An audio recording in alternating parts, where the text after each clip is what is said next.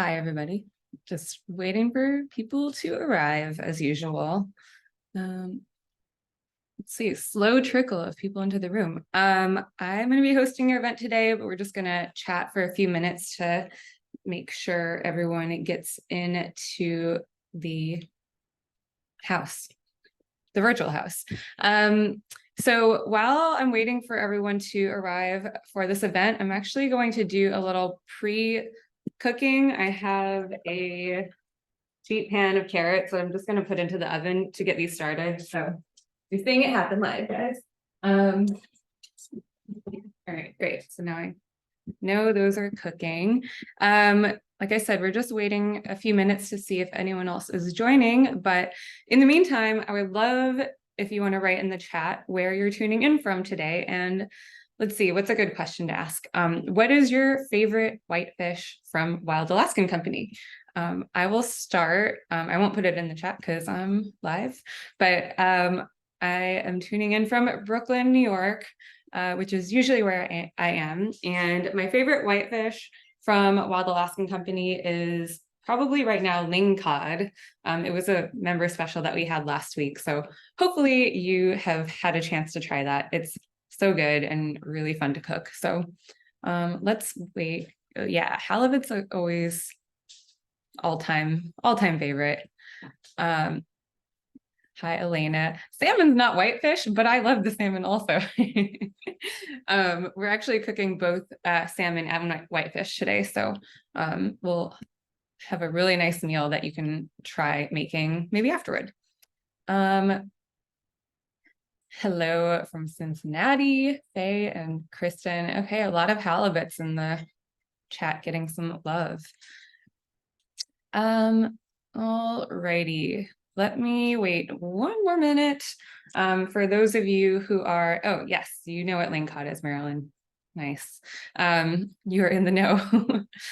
For those of you who are just joining, we haven't started yet, although I have started cooking. I just put a sheet pan of some carrots into the oven to get those started for the recipe that we're making today. So everything's happening live. You're seeing it here. Let's go ahead and get started. It's 3:03. I like to wait 3 minutes and that time is now up. So hi, I'm Kat from Wild Alaskan Company and I work for the Wild Alaskan Company recipe team. Today, I'm going to show you how to make sheet pan meals around seafood, the most effortless, easiest way to do this using just about any species of fish and veggie combo that you can imagine. So fundamentally, when you're making a sheet pan meal, it's about timing and maybe a little bit about temperatures. But I think that a really great sheet pan meal is also about flavors. So, you can put everything in the oven and cook it, but how do you make it taste good? Seasonings, sauces. I'm going to give you 2 easy examples of seasonings and sauces that I really like that you can probably make with everything that you have in your pantry right now today, if you wanted to. So before we get to the recipes, just housekeeping, captions are available for this event if you want to follow along visually. At the bottom of the screen, there should be a button that either says captions or more. And you can click on those 3 buttons and it'll take you to someplace where you can toggle captions on or off. Next thing, if you have any questions along the way, feel free to ask it in the Q&A button at the bottom of your screen. That's separate from the chat button. It'll just help us field the questions better in case there's a whole avalanche of questions for me. Lastly, if you need to leave before today's event is over, I think it's going to take about 30 minutes. We'll send a link in the next day to your inbox, but the event will also be available immediately after we finish here today on our Facebook homepage. That's Wild Alaskan Company, or facebook.com/Wild Alaskan Company. So you can rewatch to your heart's delight right after we finish and wrap up. Joining me here today, I have a few of my colleagues from the member experience team at Wild Alaskan Company. If they want to come onto camera and say hi and wave, you can either see their little images up top, their little talking heads and waving heads. Hello, thank you for being here. So yeah, let's sort of get started.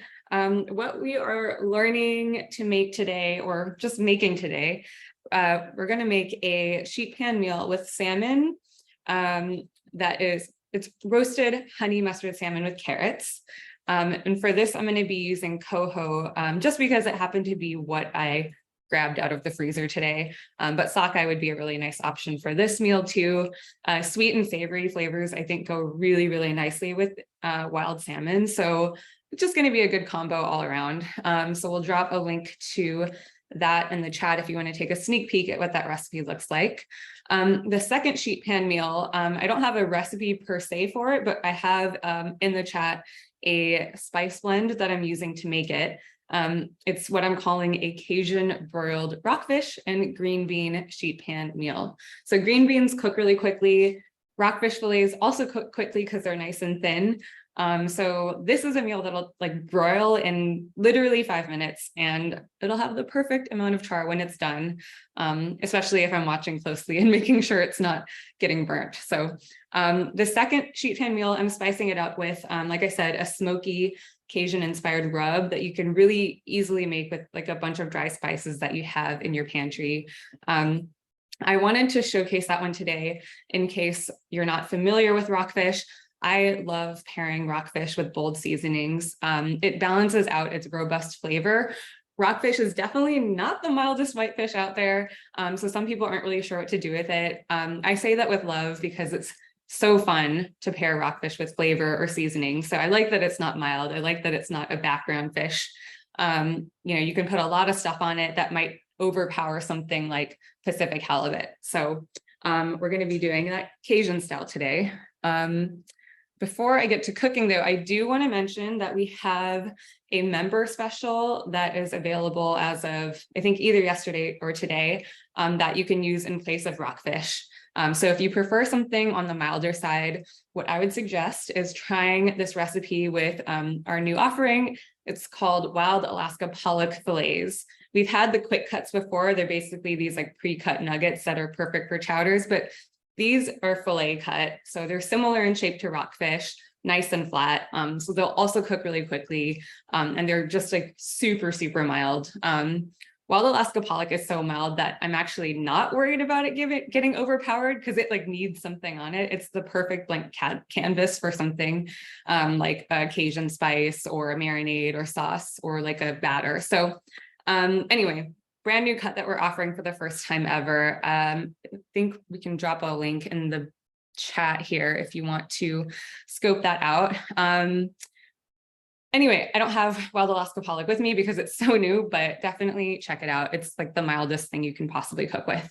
So let us go ahead and get started with our first recipe. Honey mustard salmon with roasted carrots. It's all going to be roasted.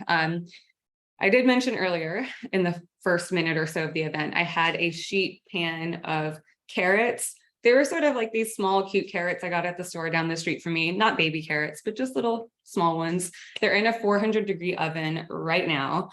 So they have a little bit of a head start to cook since they're going to take a little bit longer to cook than wild salmon, especially. So to make this honey mustard baked salmon, what we're going to do is make sort of like a saucy marinade. You don't actually need to marinate the fish, but it's going to be this like sweet, sort of punchy sauce that we're going to rub all over the salmon before it goes into the oven. So the ingredient list for this, if you want to switch over, Sunana, to the spotlight overhead view, then I'll show you how to make this thing. Give me 1 second. Okay, great. Everyone can see my little working surface here. Just give me a shout out in the chat if you can't and are not able to see what I'm looking at here. Should see like a bowl with some honey and mustard.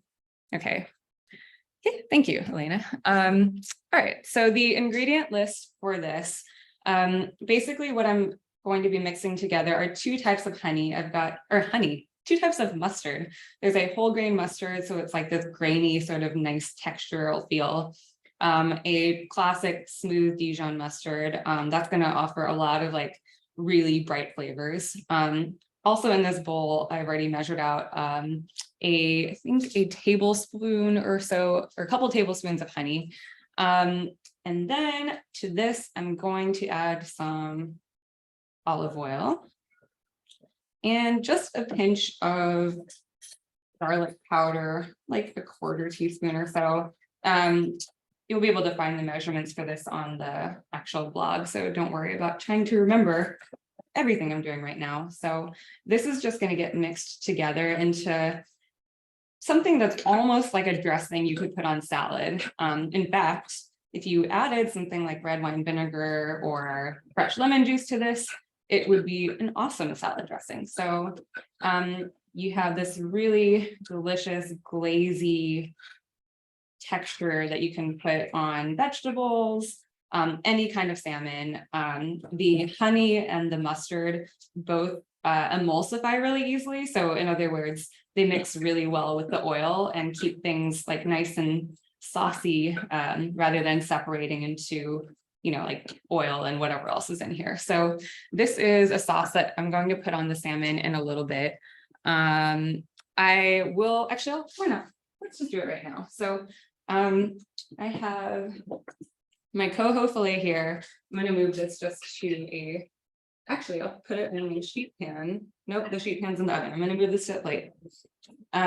Rockfish is for later. So I'm going to move this right here. And anytime you're baking any fish, whether it's salmon or a whitefish, you want to make sure that you're patting it dry. So you don't need to squeeze the fish, but you want to be gently pulling any moisture off the surface of the fillet. You can use a paper towel for this. I often will use a clean kitchen towel that I sort of have dedicated to fish, and that will be a really important step in getting the fish nice and golden or baked or caramelized when it's in the oven, whether or not you're using a sauce. You know, even if you're just putting olive oil and salt on here, this is a step that you cannot skip. I know it seems really trivial if you've never done it before, but anytime there's moisture left on the surface, it's going to end up steaming the fish rather than letting it roast or broil or, you know, all these like really high heat cooking methods. It's like going to let it become the full potential. So I'm going to spoon on, you know, probably about a tablespoon or so of this onto the salmon. You don't need to use your fingers for this, but I find that it feels really nice, and you know, I can ensure that there's nice even coverage of the fish all around. So I'm going to do the bottom. I'm leaving the salmon skin side on, and this is actually going to be really helpful when you're baking fish. It'll keep it nice and moist. It's kind of like a little buffer for the fish. It's also a really concentrated source of omega-3 fatty acids in sockeye or coho, any kind of salmon. A lot of those fats are trapped in the skin, which is why the skin can get crispy. When you're baking it, it's probably not going to get crispy, but it's good to leave it there. I'm just going to wash my hands now that I really messed them up. All right, so in case you haven't cooked a sheet pan meal before, I mentioned earlier that it's a little bit about timing. You need to make sure that the fish and vegetables are cooking in harmony with each other, let's say. If I were to have put the salmon in with the carrots and let everything cook until this was done, the salmon would be way overcooked and the carrots would be done, or vice versa. The carrots would be underdone when the salmon was perfectly cooked. So if you're cooking with a vegetable like carrots, you're going to need at least 25 minutes of total cook time for it to become really tender when you're roasting them. So that's why I gave it a little head start. Depending on what your oven temperature is like, depending on what size carrots you're using, I was using smaller ones. The time is sort of like more or less than 25 minutes. You can just like trust your instincts rather than going off an exact cook time for a recipe. But anytime you're using a sturdier vegetable like carrots, winter squash, potatoes, even like Brussels sprouts, what I try to do is cook the vegetables until they're just tender and starting to get some color. So at that point, you know, vegetables are probably about 10 minutes away from being done, cooked through, caramelized. I see in the chat, if you're cooking carrots at a lower temperature, you will need to cook them for longer. I like cooking vegetables at least at 400 personally, because I like that they have more chance to caramelize and pick up color. If you cook them at a lower temperature, it's fine. They're probably just not going to get as golden. So I have had the carrots in the oven for about 15 minutes now. Let me see how they look. These are looking great. So these carrots are probably good enough to eat at the moment. You know, if I put a fork through one, there's some resistance, but they're going to be like harder in the middle. Some pieces might be almost forkable at this point, but you can see that they're starting to look a little shriveled in like a really delicious roasted way, and starting to pick up some color from that glaze. Even without the glaze, you'd notice some caramelization happening, since these have a lot of sugar in them naturally. This is the perfect time to add in fish when you're cooking a heartier, more slow cooking vegetable like carrots. So let's do that. I'm just going to make a little space here on the side. This goes on skin side down onto the sheet pan. You don't need to line your pan with parchment, but I did just so that cleanup is a little bit easier, especially since there's some sugars in this glaze. You can see these are starting to blacken, so I won't have to scrub so much after. So I'm going to pop this into the oven, again, 400 degrees for about 10 minutes. 10 minutes should be the amount of time that that fillet of salmon needs to cook through. I'll probably check it around 8 minutes just to make sure. So let's see, that'll be around 3:25 or so. Wonderful. So just going to keep an eye on the clock here. Any questions about anything so far that we've talked about?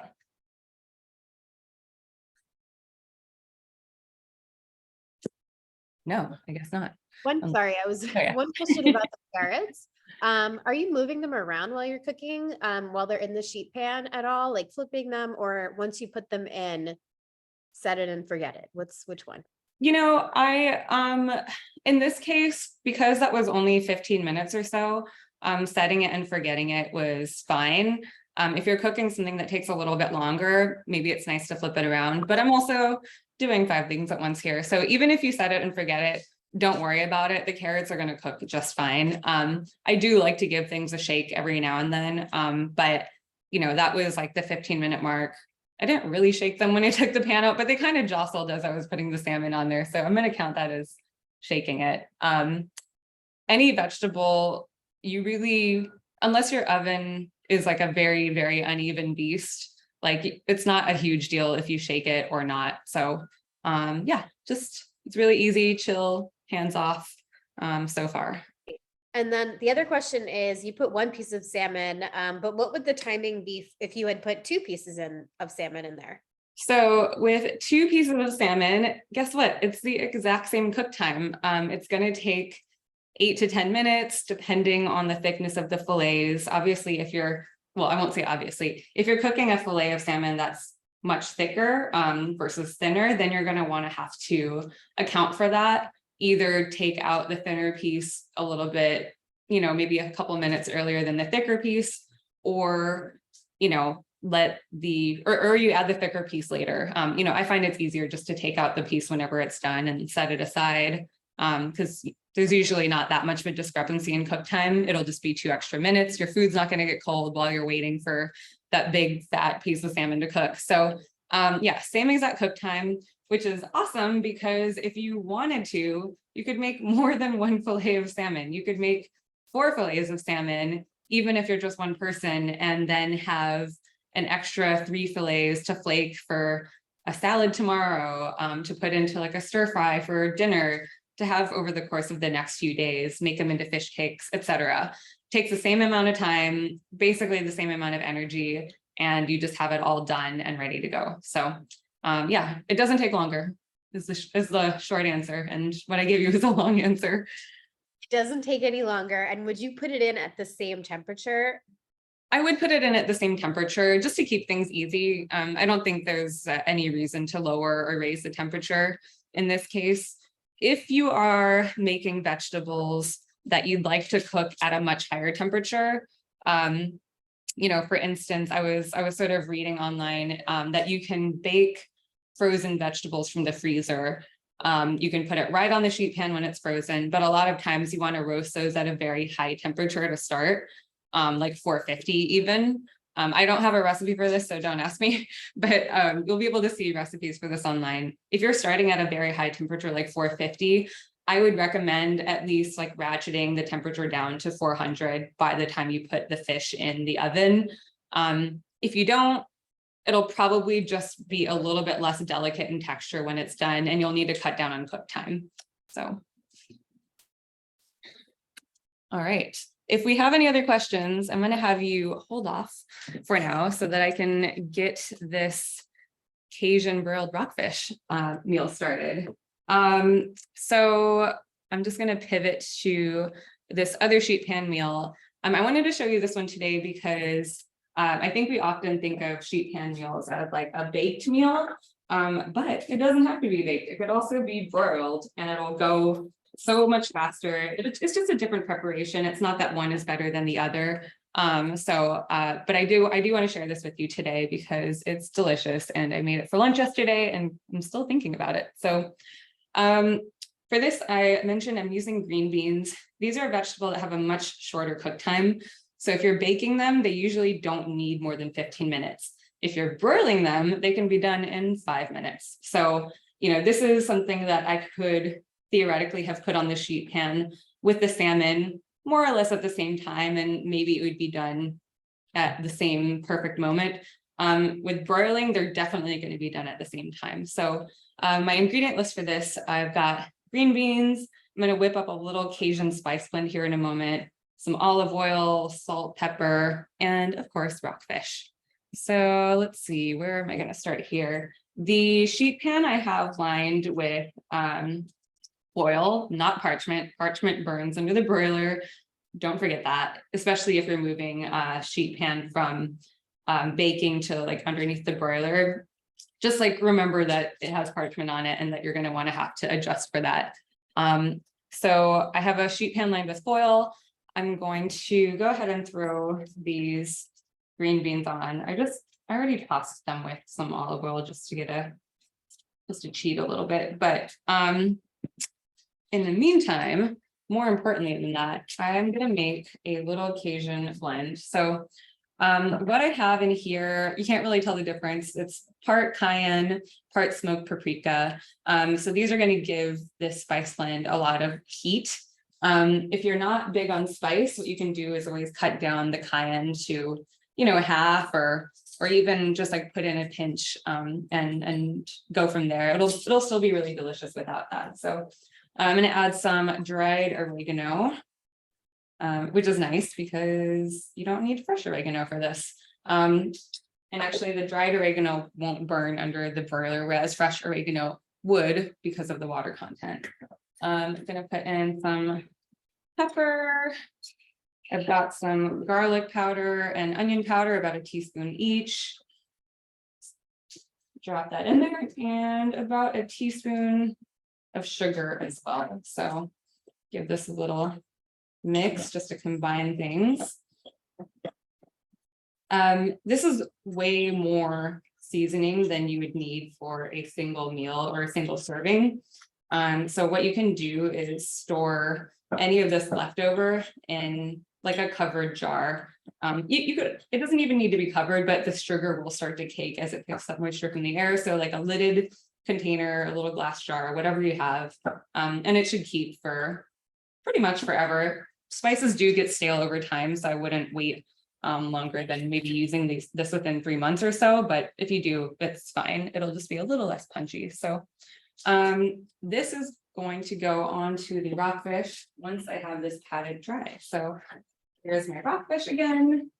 I'm going to use that same paper towel from earlier because it's still pretty dry. And there we go. Again, you're not squeezing anything, you're just kind of getting the moisture off the surface of this. I am going to drizzle these. Actually, before I do that, I'm going to move this to the sheet pan. All right. So those are here now. Drizzle this with olive oil. And I'm just going to do a quick time check on my salmon because we are at the 8-minute mark. Give me one moment and we'll pivot back to this. All right, I think this is actually ready. So forget the rockfish. We're going to go back to the salmon for a minute. These carrots look really, really nicely caramelized now, and they look even better. And you can actually put a fork through them now. So those are done. The salmon, if I was not sure that this was done, I could check it with an instant read thermometer, but I can kind of see along the edges here. Let's see if you can see this, that it has some albumin forming. Albumin, it's like kind of this like white stuff. That means that the salmon is probably done. And the best way to find out is flake it. You can see that end popped off really nicely. So that is done. That was 8 minutes, which is great that I checked that earlier. What I'm going to do is set this aside for now, and I can plate this later. It is going to cook a little bit more while it's sitting on the rack here, but I'm on the sheet pan here, but I'm not going to worry about that because we're having fun going back to the rockfish. All right, sorry for the multiple things happening at once. We're doing a lot of fun stuff. So rockfish, green beans, both of these have been drizzled with olive oil at this point. I'm going to season them with a little bit of salt. I kind of skipped the seasoning of the salmon. Like I didn't put any salt in it because I find that mustard has a lot of flavor, and like that vinegary taste kind of like makes up for the fact that there isn't salt in it. So this spice one though, I think needs a little bit of salt. So that's why I'm doing that. And now the fun part is just sprinkling some of this onto everything.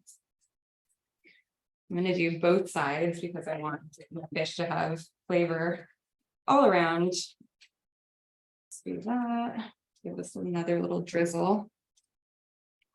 The olive oil helps everything stick a bit, and because rockfish is nice and lean, it'll also keep it moist. Although I find that rockfish is a really easy fish to cook. It's very difficult to overcook, I will say. It rarely gets tough. It's just a firm fish that flakes really nicely, kind of no matter what you do to it. So that's something that I've found to be kind of surprising. I think of whitefish as things that can get overcooked really quickly, but not the case here. So, all right, everything is tossed really nicely. I'm going to turn my broiler on while we're here. Let's see, make sure it's lighting. I'm going to give the broiler just a moment to heat. Maybe wash my hands in the meantime. All right, so let's go ahead and put this into the oven. This is going to go into the oven for 5 minutes. I'm going to try to check it at 4 minutes because even though the rockfish might not overcook, it's possible that the green beans might be getting a little too burnt or a little too charred. Well, burnt I don't want. Charred is good, burnt is bad. So depending on how your broiler is set up, if you have like a very direct flame, if you're, if it has electrical elements, it might be different timing for you. But my broiler has a flame, so I'm gonna definitely keep an ear on the sizzle and keep an eye on the actual color. One thing I didn't mention, when you're broiling, just make sure that the rack is 4 to 6 inches below the heat element. Maybe that is something I don't need to remind you to do, but in case you forget, it's easier to move a rack when it's cold and not like blazing hot already. So while that's cooking, let me see if there's something I wanted to talk about. I guess, so I use green beans because they cook really quickly, but there are a few other vegetables that you could broil within 5 minutes and pair with something like rockfish or the wild Alaska pollock fillets that I mentioned that we have on special. Those are fillets that are super thin, done in 5 minutes. Zucchini, if you slice it the right way, will cook very quickly. Asparagus will also cook very quickly, especially if you're using stalks that are like more on the thinner side. Something like tomatoes or peppers, Those can be considered a quick cooking vegetable, although I really like to cook those, bake them first, get them a little bit soft, and then stick them under the broiler. So, you can kind of just play around to see what happens. If you're not sure how long a vegetable of your choice is going to take to cook, what you can do is put the fish on one sheet pan and put the vegetable on another sheet pan. So you don't have to worry about like taking some things off of one sheet pan and moving it around. You can just take the whole sheet pan out when it's done, or leave it in for longer, if that makes sense. Everything that I'm doing now, I've already tested, so I kind of know that it's going to be okay. Everything's going to work out perfectly. So I'm just going to take a quick peek at the broiler. I know it's just been a few minutes, but I'm not super familiar with this broiler here because I'm at my friend's house, but looking good. Definitely not done. So that's okay, because we can always give them more time. Let me go back to the salmon while we're waiting. I would love to put this on a plate and make it look really nice for all of you. Alrighty, so I have this fillet here that I'm just going to go ahead. Thank you for switching cameras. I'm going to put this onto a serving plate. I'll pretend I didn't already destroy that little corner here.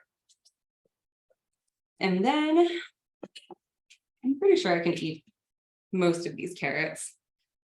Like that probably is good. If you wanted to add, let me put this in front of the camera.